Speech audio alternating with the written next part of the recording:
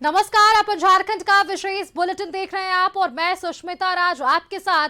और बुलेटिन की शुरुआत अब तक की सबसे बड़ी खबर के साथ कर लेते हैं। परिमल नाथवानी को बड़ी राहत मिल गई है। नामांकन पर सभी आपत्तियां खारिज कर दी गई है।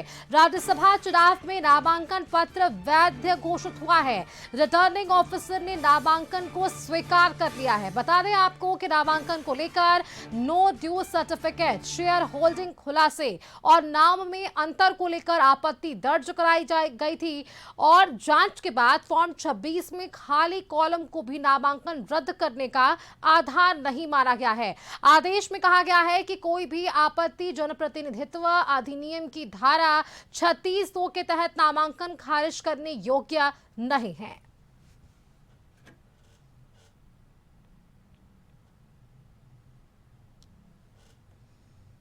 और देखिए, परिमल नाथवानी नामांकन के इस मामले में कांग्रेस नेता दिल्ली में अब प्रदर्शन करने वाले हैं। निर्वाचन आयोग के खिलाफ इनका प्रदर्शन होगा। प्रदेश अध्यक्ष आज ही रवाना हो रहे हैं।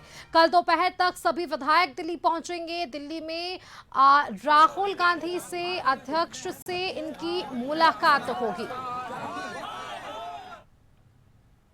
नेता प्रतिपक्ष बाबूलाल मरांडी ने राज्यसभा के निर्दलीय प्रत्याशी परिमल नाथवानी को बीजेपी के समर्थन मिलने के मामले में सफाई दी है। उन्होंने कहा कि पार्टी स्तर पर उम्मीदवार उतरने की कवायद की गई, लेकिन पर्याप्त संख्या बल नहीं होने के कारण यह फैसला नहीं लिया जा सका।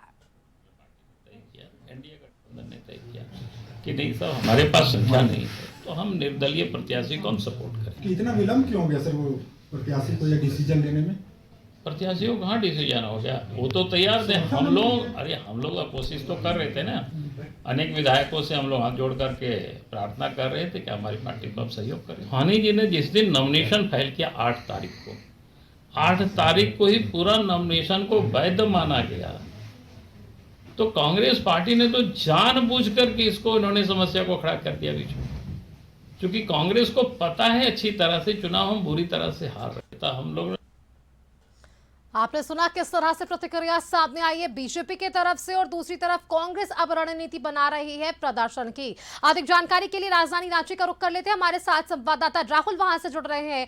राहुल, परिमल नाथवानी के नामांकन को लेकर जो सस्पेंस था उस पर विराम लग गया। सभी जो आपत्तियां हैं वो अब अवैध हो गई है, यानी कि अब उनका नामांकन वैध हो गया। इसके बाद अब जो पॉलिटिकल हैपनिंग हो रही है, एक तरफ कांग्रेस अब रणनीति बना रही है, दिल्ली के लिए कूच कर रही है कि वहां प्रदर्शन होगा। दूसरी तरफ बाबूलाल मरांडी यहाँ पर ये कहते नजर आ रहे हैं कि जिस तरह से ये रणनीति बनाई गई है वो बिल्कुल भी नकारात्मक थी।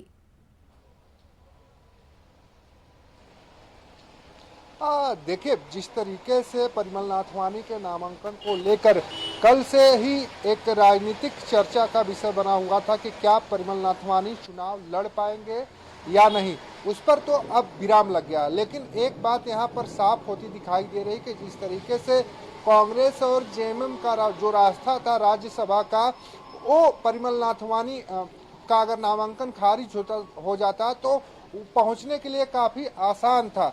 लेकिन अब वो रास्ता कठिन होता दिखाई दे रहा है, क्योंकि आज जो इंडिया गठबंधन की प्रेस कॉन्फ्रेंस हुई, उस प्रेस कॉन्फ्रेंस से आरजेडी का कोई भी व्यक्ति उस प्रेस कॉन्फ्रेंस में मौजूद नहीं था, जबकि जेएमएम से केंद्रीय महासचिव सुप्रियो भट्टाचार्य, कांग्रेस के प्रदेश अध्यक्ष केशव महतो, कमलेश, वित्त मंत्री राधाकृष्ण किशोर के अलावा कई विधायक और कई पूर्व विधायक भी मौजूद रहे। इसके साथ ही वाम दल से भी कई नेता इस प्रेस कॉन्फ्रेंस में मौजूद थे, लेकिन आरजेडी की ओर से कोई भी नेता इस प्रेस कॉन्फ्रेंस में मौजूद नहीं था। अब सवाल ये खड़ा होता है कि क्या नाथवानी का पर्चा वैध होने के साथ ही सारी स्थितियां बदल गई हैं? नाथवानी के पर्चा अब वैध होने के साथ ही क्या आरजेडी अब दूरी बनाने की कोशिश में जुट गया है?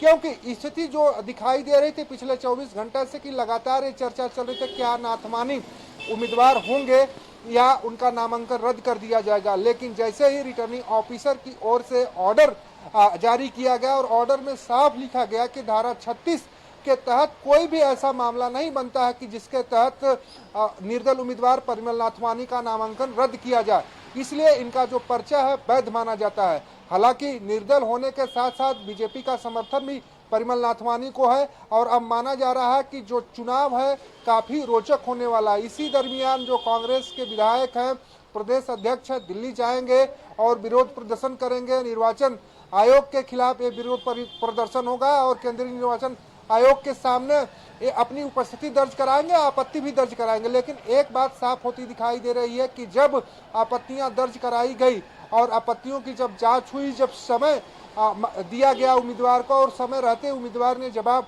दे दिया, तब झारखंड में इस तरह का बवाल उठने का कोई सवाल नहीं था। लेकिन वहीं जो मध्य प्रदेश में मीनाक्षी नटराजन का नामांकन रद्द हुआ, कांग्रेस का कहना है कि उन्हें 15 मिनट का भी समय नहीं दिया गया, लेकिन परिमल नाथवानी को एक दिन का पूरा मौका दिया गया। इससे साफ जाहिर होता है कि केंद्रीय निर्वाचन आयोग एक अलग है और परिमल नाथवानी एक अलग व्यक्ति हैं, जिनके इशारे पर रिटर्निंग ऑफिसर झारखंड में काम कर रहे हैं।